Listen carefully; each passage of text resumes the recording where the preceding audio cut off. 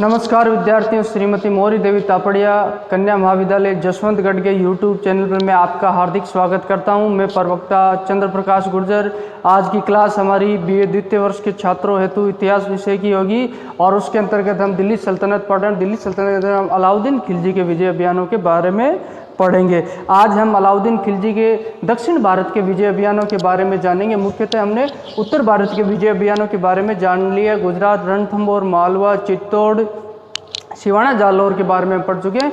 आज हम अलाउद्दीन खिलजी के द्वारा जो विंध्याचल पर्वत के दक्षिण में स्थित जो भी राज्य है उसमें पहली बार कहते हैं दक्षिण भारत में मुस्लिम आक्रमणकारियों का पहला आक्रमण था और मुस्लिम आक्रमणकारी सबसे पहला अलाउद्दीन खिलजी था। लेकिन उत्तर भारत के हिंदू शासकों पर जब मुस्लिम शासकों का आक्रमण हुआ उससे भी दक्षिण भारत के हिंदू शासकों ने सबक नहीं सीखा और वो वहाँ आराम से बैठे रहे। इसी दौरान इनको मुस्लिम शासकों को दक्षिण भारत में भी आक्रमण करने का मौका मिला और अलाउद्दीन खिलजी में जो दिल्ली सल्तनत की प्रथम पताका, जो पहली बार पताका दक्षिण भारत में फहराई।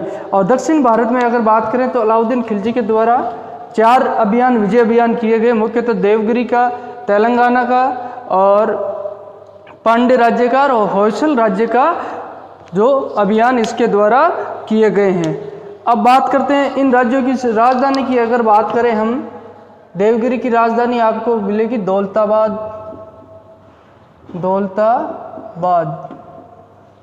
ये देवगिरी की राजधानी है। जो देवगिरी राज्य था यहाँ पर इसकी राजधानी दौलताबाद है और यहाँ शासक रामचंद्र देव शासन करते थे और उनके पुत्र शंकरदेव और अलाउद्दीन खिलजी के पहले से ही देवगिरी पे जो 1294 ईस्वी में जलालुद्दीन खिलजी के समय भी अलाउद्दीन खिलजी ने यहाँ पे आक्रमण किया था। और दक्षिण भारत की जो अपार धन संपदा है वो भी मुख्यतः अलाउद्दीन खिलजी के दक्षिण भारत के आक्रमणों के लिए मुख्य कारण रही है। उसके पश्चात उन्होंने तेलंगाना पे आक्रमण किया। तेलंगाना की राजधानी की बात करें तो हम वहाँ की राजधानी थी वारंगल। तेलंगाना की राजधानी वारंगल थी। यहाँ के शासक प्रताप रुद्र देव थे जिन्हें मुस्लिम इतिहासकारों के द्वारा लहर देव भी कहा गया है। और होयसल जिसकी राजधानी थी द्वार समुद्र इसके शासक की बात करें तो वीर बल्लाल देव इसके शासक थे। और सुदूर दक्षिण का तात्पर्य जो दूर दक्षिण के दूर क्षेत्र में जो इन्होंने विजय अभियान किया उसकी पांड्य राज्य था और पांड्य राज्य की राजधानी थी मथुरा। और ये दोनों राज्य है जो कृष्णा नदी के दक्षिणी क्षेत्र में पड़ते थे। उसी दौरान पांड्य राज्य में वीर चोल और सुंदर चोल, जो सुंदर पांडे और वीर पांडे नाम के 2 जो भाई शासन कर रहे थे उनमें आपसी मतभेद होता है और इसी वजह से दक्षिण भारत में आक्रमण किया जाता। अलाउद्दीन खिलजी के जो सेना नायक है मलिक काफूर, जिन्हें नायब की उपाधि इनके द्वारा वजीर जो प्रधानमंत्री का पद धारण करते हैं। और दक्षिण भारत के अभियानों की बात करें तो दक्षिण भारत के अभियानों का नेतृत्व जो अलाउद्दीन खिलजी के सबसे विश्वसनीय जो गुलाम था, जो दास था, जिसको दक्षिण भारत के अभियान के लिए नियुक्त किया गया अलाउद्दीन खिलजी के द्वारा और जिसे खरीदा गया था गुजरात अभियान के द्वारा 1299 ईस्वी में कर्णदेव पे जो बघेल शासक था उस पर आक्रमण करके उसे वहाँ से प्राप्त किया गया खंभात की खाड़ी से। उसी ने ही दक्षिण भारत में अलाउद्दीन खिलजी की विजय पताका को फहराया। अब हम विस्तार से पढ़ेंगे जो इन राज्यों पे आक्रमण किसके नेतृत्व में और क्या किया और इसके शासकों ने किस तरीके से प्रतिरोध किया। अंततः सफलता अलाउद्दीन खिलजी की होती है लेकिन इनके द्वारा शासकों द्वारा जबरदस्त प्रतिरोध किया जाता है। अब हम बात करते हैं तेलंगाना। तो तेलंगाना जो विंध्याचल पर्वत है उसके दक्षिणी क्षेत्र में और जो दक्षिणी क्षेत्र में जो पूर्वी क्षेत्र है उड़ीसा और बिहार का जो नीचे का प्रांत है पश्चिम बंगाल मिलाकर वो कुछ तेलंगाना का भाग होता। यहाँ पे शासक था प्रताप रुद्र देव नाम के राजा ने शासन किया था। और प्रताप रुद्र यहाँ पे जो अलाउद्दीन खिलजी के द्वारा एक 1303 ईस्वी में भी एक सैन्य अभियान किया जाता है लेकिन उसमें असफलता मिलती है। प्रताप रुद्र देव का जो दुर्ग था वो अत्यधिक सुदृढ़ और मजबूत था और पहली बार जब प्रताप रुद्र देव के राज्य पर आक्रमण करने के लिए मलिक छज्जू और फखरुद्दीन जुन्ना को भेजा गया। उनके नेतृत्व में सेना देकर अलाउद्दीन खिलजी के द्वारा भेजा गया लेकिन इनको असफलता मिली और प्रताप रुद्र देव ने मुस्लिम सेना को परास्त करके पीछे खदेड़ दिया। और यही फखरुद्दीन जुन्ना आगे जाकर मोहम्मद बिन तुगलक बनता है। मोहम्मद तुगलक जो तुगलक वंश का संस्थापक होता है, इसके द्वारा ये सैन्य अभियान किया गया और इसमें इन्हें असफलता मिलती है। प्रताप रुद्रदेव द्वारा, जिसे मुस्लिम शासक, जो मुस्लिम इतिहासकार लहरदेव के नाम से भी जाना है, उसके द्वारा पहली बार 1303 ईस्वी में मुस्लिम सेना को पराजित कर दिया जाता है। इस पराजय का बदला लेने के लिए और इस अपमान का बदला लेने के लिए अलाउद्दीन खिलजी ने मलिक काफूर के नेतृत्व में, जो मलिक काफूर की हमने पीछे भी आपको बताया, मलिक काफूर इसका सेना नायक था, नाइब मुमालिक के पद पर इसे नियुक्त किया गया था। मुख्य वजीर का कार्यकर्ता और सबसे विश्वस्त व्यक्तियों में था।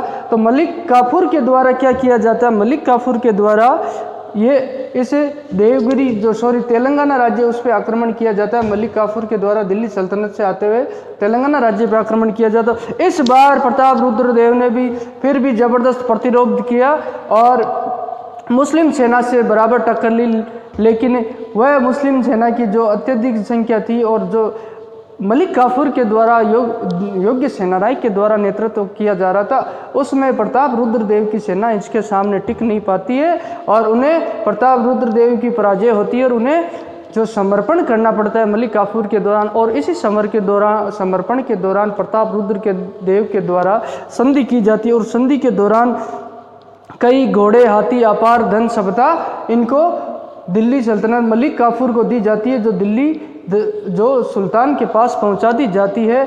और इसी दौरान कहते हैं जो कोहिनूर हीरा, जो आपने नाम सुना होगा, कोहिनूर हीरा है, जो वर्तमान में ब्रिटिश महारानी है, जो वो पहनती है अपने मुकुट में।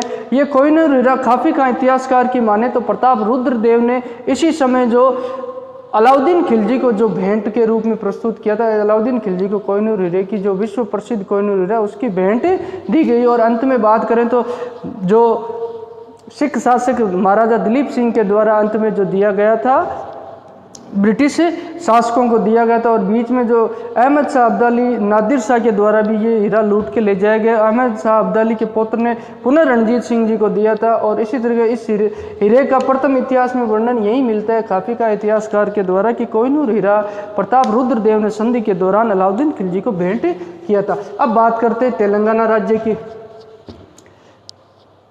तेलंगाना राज्य की हमने बात कर ली है और जब मैंने यहाँ पे क्या बता दिया आपको तेलंगाना। अब हम बात करते हैं तेलंगाना की राजधानी तो वारंगल होगी। अब हम दौलतपुरा की बात करते हैं। मैंने ये गलती से यहाँ लिख दिया है देवगिरी की बात करेंगे हम।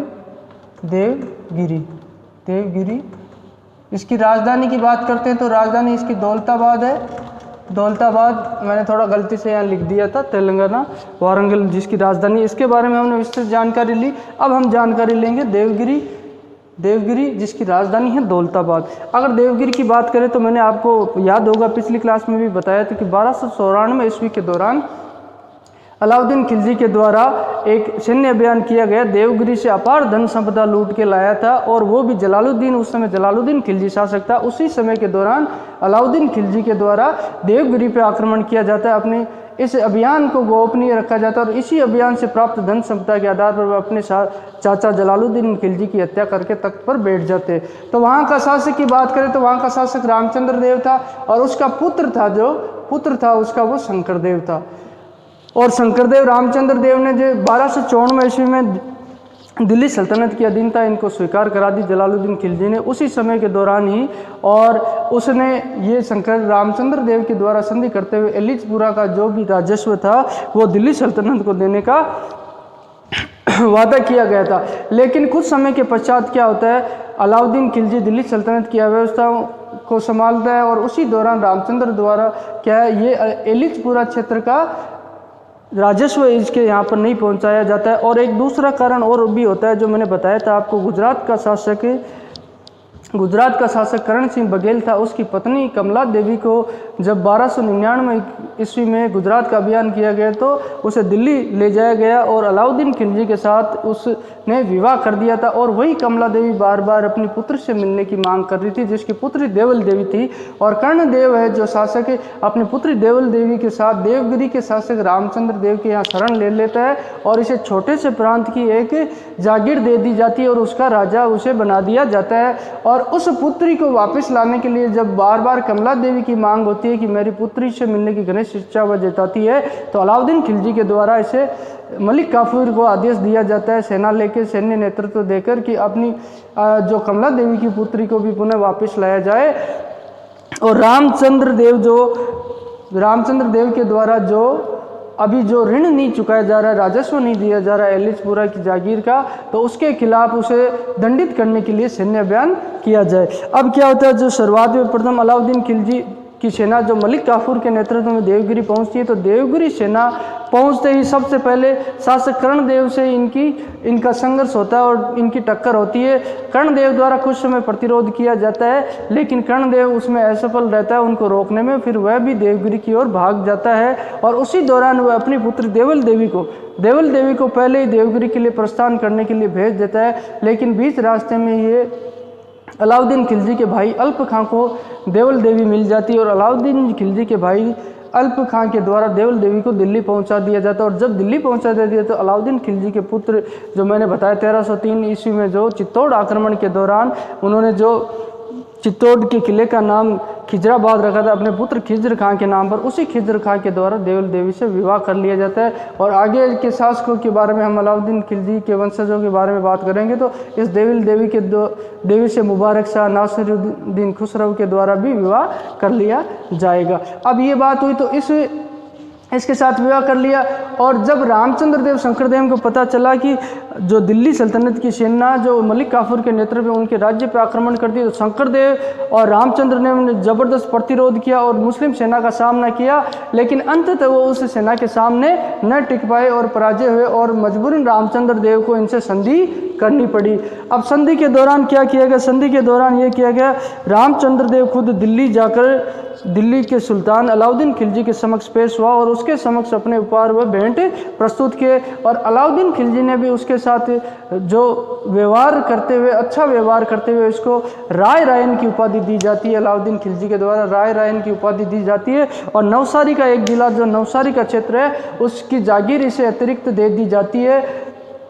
यहाँ पे दिल्ली में जो रामचंद्र देव के द्वारा अत्यधिक उपहार धन और भेंट जो इसको अलाउद्दीन खिलजी को भेंट की जाती है, जिससे खुश होकर उसने नवसारी का जिला भी दिया। और एक चांदोबा होता है जो प्रतीक चिन्ह के रूप में, जिसे आप अवार्ड भी कह सकते हो, इसके द्वारा दिया जाता है, क्योंकि अलाउद्दीन खिलजी चाहता है कि दक्षिण भारत क्षेत्र में कोई मेरा विश्वसनीय मित्र भी होना चाहिए। इस तरह से देवगिरी का आक्रमण जो अभियान है वो सफल होता है।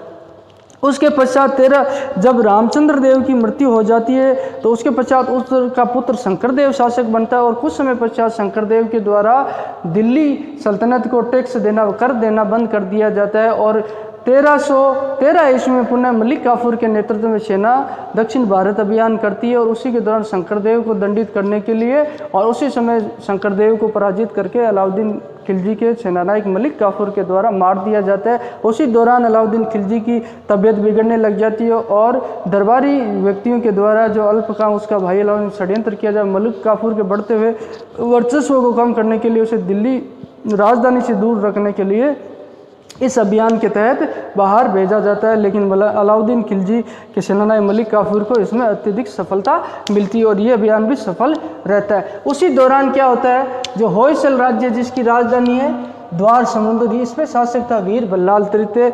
और जब ये देवगिरी का और तेलंगाना का जो आक्रमण विजय अभियान सफल हो जाता है, उसके पश्चात उनके नज़दीकी राज्य होयसल पे भी मलिक काफूर के द्वारा आक्रमण किया जाता है और उससे भी अत्यधिक धन संपदा व भेंटें ली जाती है। वीर बल्लाल तृतीय यहाँ का शासक था, उसके द्वारा प्रतिरोध किया जाता है लेकिन वह सफल नहीं होता है। अंत में वीर बल्लाल तृतीय के द्वारा दिल्ली सल्तनत की अधीनता, अलाउद्दीन खिलजी की अधीनता स्वीकार कर ली जाती है। और ये अधीनता स्वीकार करने के पश्चात जो वीर बल्लाल देव के द्वारा ये वचन भी दिया जाता है कि अगर सुदूर दक्षिण में पांड्य राज्य पर आक्रमण होगा तो होयसल शासक वीर बल्लाल देव के द्वारा दिल्ली से जो सेना है उसका सहयोग भी किया जाता है और पांड्य आक्रमण के दौरान इसके द्वारा सहयोग भी किया गया। अब सुदूर दक्षिण की बात करते हैं तो सुदूर दक्षिण में पांड्य राज्य था जिस पर दो भाई शासन कर रहे थे, वीर पांडे और सुंदर पांडे। शासन सत्ता को लेकर किसी तरह का इनमें मतभेद हो जाता है और इनमें विवाद की स्थिति होती है और उनमें से एक भाई सुंदर पांडे के द्वारा मलिक काफूर को आमंत्रित कर लिया जाता है विवाद को सुलझाने के लिए और अपने राज्य को दिलाने के लिए। और जब आपसी मतभेद का जो मलिक काफूर के द्वारा फ़ायदा उठाते हुए मलिक काफूर अपनी सेना को लेकर पांड्य राज्य के लिए कूच कर देता है। जब पांड्य राज्य में मुस्लिम सेना पहुंची, पांड्य राज्य की राजधानी मथुरा में अत्यधिक लूटपाट की जाती है, वहाँ की जनता को परेशान किया जाता है, मारकाट की जाती है और धन संपदा की लूटपाट की जाती है। तो पांड्य राज्य के शासक है जो वीर पांड्य है, वो अपनी राजधानी को छोड़कर भाग जाता है। मुख्यतः मलिक काफूर उसका पीछा करता है। अंततः मार्गों में लूटते हुए कई मंदिरों की धन संपत्ति इसने लूटी और कई मंदिरों को नष्ट किया, लेकिन वीर पांड्य अंततः उसके हाथ नहीं आता मलिक काफूर को। और इसी दौरान मलिक काफूर के द्वारा क्या किया जाता है, रामेश्वर मंदिर को, प्रसिद्ध रामेश्वर मंदिर को क्षति पहुंचाई जाती है और नष्ट कर दिया जाता है। और उसकी जगह एक मस्जिद का निर्माण मलिक काफूर के द्वारा दक्षिण भारत में करवाया जाता है, जो मुख्यतः दक्षिण भारत में निर्मित पहली मस्जिद ही मानी जाती है। और इसी अभियान के दौरान अलाउद्दीन खिलजी के जो सेना है, मलिक काफूर को अत्यधिक धन संपदा हाथ लगती है, अपार धन संपदा लगती है और दिल्ली की तरफ दक्षिण भारत से भेजने वाली जो अपार धन संपदा, उसमें सर्वाधिक धन संपदा यही मानी जाती है। और इस तरह अलाउद्दीन खिलजी के सेनानायक, योग्य सेनानायक मलिक काफूर के द्वारा दक्षिण भारत के अभियानों को संपन्न किया जाता है।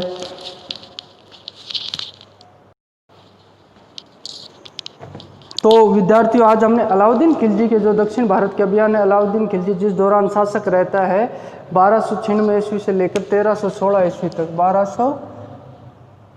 1296 ईस्वी से लेकर 1316 ईस्वी तक शासक रहता है।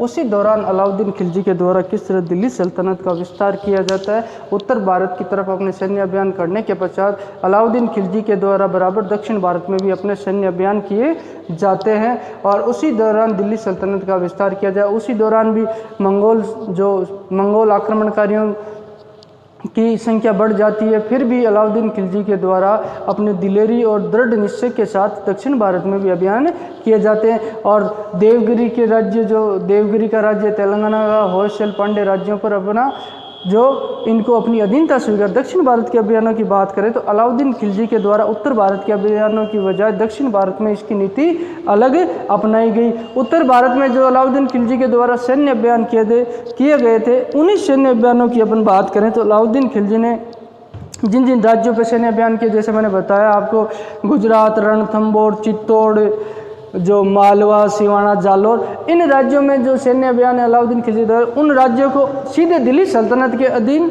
दिल्ली सल्तनत में मिला गया और वहाँ के शाहजहाँ जो शासक थे उनको दिल्ली उस पद से मुक्त कर दिया और वहाँ पे दिल्ली सल्तनत का कोई सूबेदार और शासक नियुक्त कर दिया गया, सीधे अपने नियंत्रण में ले ली गई। लेकिन दक्षिण भारत में जो नीति अपनाई गई अलाउद्दीन खिलजी से, वो उत्तर भारत से हटकर थी। अलाउद्दीन खिलजी को पता था कि दूर दराज के क्षेत्र में, जिस तरह समुद्रगुप्त ने भी यही नीति अपनाई थी, दूर दराज के क्षेत्र में नियंत्रण रखना असंभव है, तो यहाँ के शासकों को अलाउद्दीन खिलजी ने सिर्फ अपनी अधीनता स्वीकार की और उन्हें कर देने के लिए बाध्य किया, ताकि वो दिल्ली सल्तनत के वफादार बने और बराबर अपना जो कर है वो पहुंचाते रहे। इसी दौरान जो उसने देवगिरी के शासक के साथ भी बात करें तो उन्होंने अच्छा व्यवहार किया, अच्छा व्यवहार करते हुए उसे राय रायन की उपाधि दी और दक्षिण भारत में अपना एक स्थायी मित्र ढूंढने का प्रयास किया। ये अलाउद्दीन खिलजी की दक्षिण भारत की नीति हटकर थी, जिसको अंततः कई इतिहासकारों ने असफल भी माना है, कई इतिहासकारों ने ज़्यादा सफल माना है। मुख्यतः देखा जाए तो दक्षिण भारत की नीति अलाउद्दीन खिलजी के लिए सफल थी। और दक्षिण भारत पे आक्रमण की बात करें तो अलाउद्दीन खिलजी का ज़्यादा महत्व उस क्षेत्र से धन संपदा लूटना था, न कि वहाँ पे स्थायी राज्य का विस्तार करना था। और वहाँ के शासकों को अलाउद्दीन खिलजी के द्वारा अपनी अधीनता स्वीकार कर ली। हालांकि पांड्य राज्य की बात करें तो वीर जो पांड्य और सुंदर पांड्य है, वो अंततः मलिक काफूर उन्हें पकड़ नहीं पाए और उसे अधीनता स्वीकार कराने में देखा जाए तो वह सफल नहीं। जैसे ही जो मलिक काफूर की सेनाएं वापस दिल्ली जाती है और पांड्य राज्य पर वस्तुतः उन्होंने अधिकार कर लिया सुंदर पांड्य के द्वारा और दिल्ली को कर देना बंद कर दिया जाता है। इस तरह अलाउद्दीन खिलजी ने दक्षिण भारत में अपना साम्राज्य विस्तार किया और उनको अपनी अधीनताएं स्वीकार की। तो आज हमने अलाउद्दीन खिलजी के दक्षिण भारत के अभियानों को पढ़ लिया है। आने वाली क्लासों में अलाउद्दीन खिलजी के द्वारा जो प्रशासकीय सुधार किए गए उनके बारे में भी हम पढ़ेंगे। बोलिए विद्यार्थियों, आज यहाँ तक आपको कुछ समझ में नहीं आ रहा हो, कुछ पूछना हो तो आप कमेंट्स के माध्यम से पूछ सकते हैं। निसंकोच किसी प्रकार की आपको शंका हो, समस्या हो तो आप उसके लिए पूछ सकते हैं, और किसी तरह कोई चीज़ें आपको समझ में नहीं आ रही उसके लिए आप हमें सुझाव भी दे सकते हैं। और उम्मीद करता हूँ आपको अच्छे से समझ में आया। आज की क्लास में हम इतना ही पढ़ेंगे। आज के लिए बहुत बहुत धन्यवाद।